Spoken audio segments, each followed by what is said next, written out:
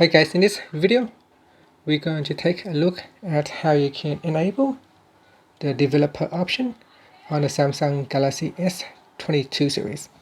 First, tap on the home button to go back to the home screen. On the home screen, swipe down at the top and tap on settings. In settings, go down and tap on about phone. Then here tap on software information and then tap on the build number 7 times. 1, 2, 3, 4, 5, 6, 7. And now it asks you to confirm the pin.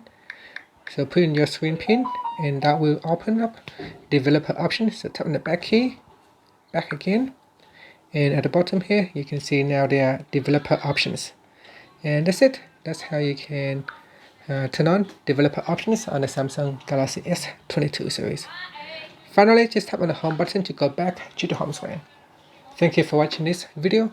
Please subscribe to my channel for more videos.